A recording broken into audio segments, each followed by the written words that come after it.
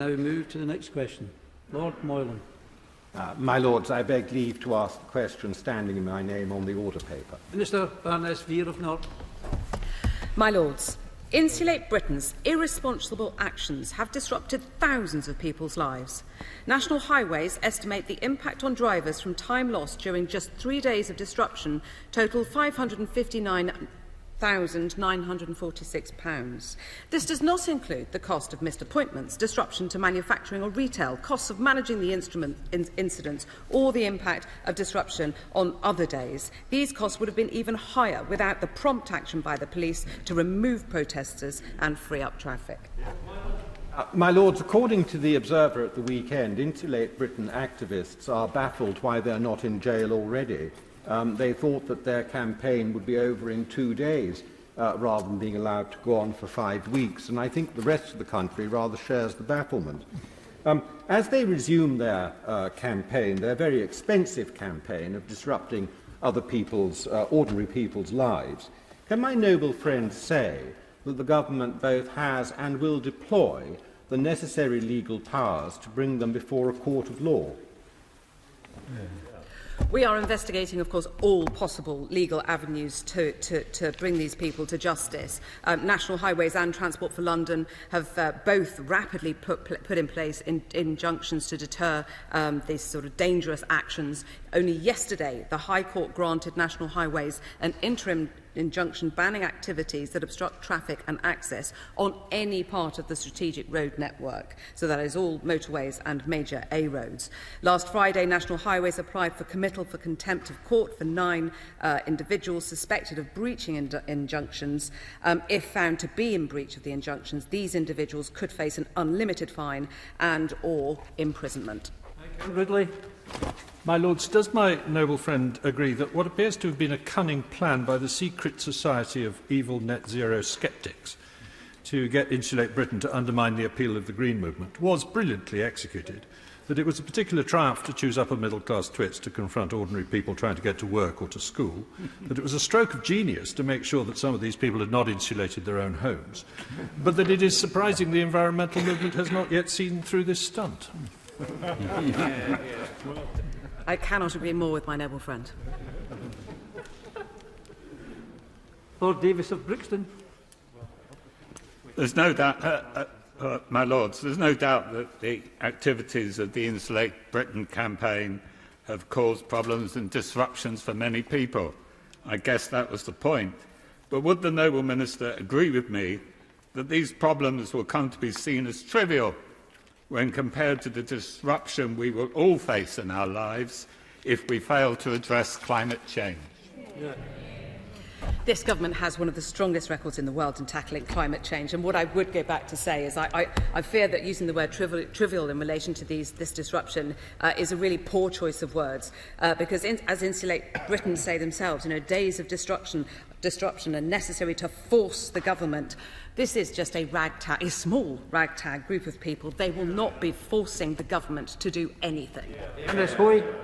My Lords, I'm sure most of your Lordship's House have been on demonstrations or protests during their life, even if they don't want to admit it now. But those demonstrations were different. The police were involved before the demonstration. The police looked to make sure the law wasn't broken. What we're seeing here are people who've gone out deliberately to obstruct the ordinary day life of people. Could you tell me, some of the demonstrators have said that they think that they're not being arrested and charged properly and ending up in prison because of the COP26 conference, that there is a kind of feeling that they don't want people to be in jail for anything vaguely to do with climate change. Could the noble lady, the Minister, confirm or deny that?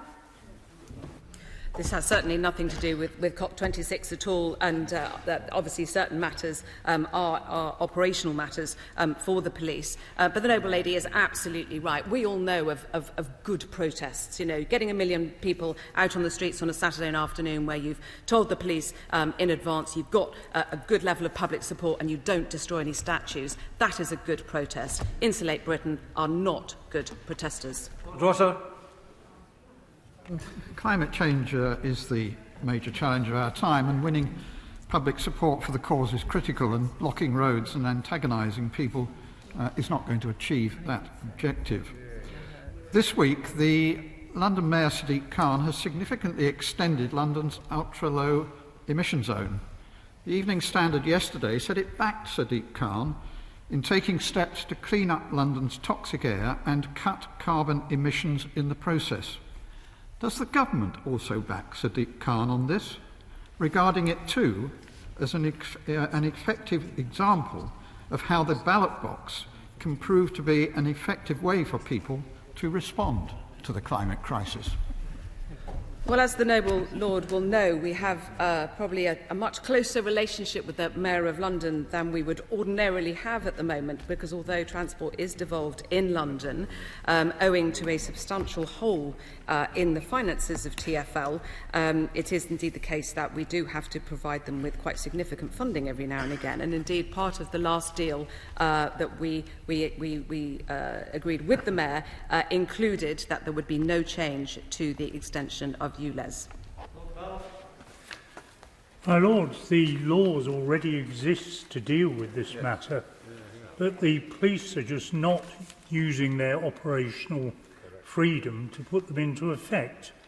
Could the police be advised that there would be a lot of public support if they were to use their influence, they were to arrest people, and a few of them could spend a few days in prison?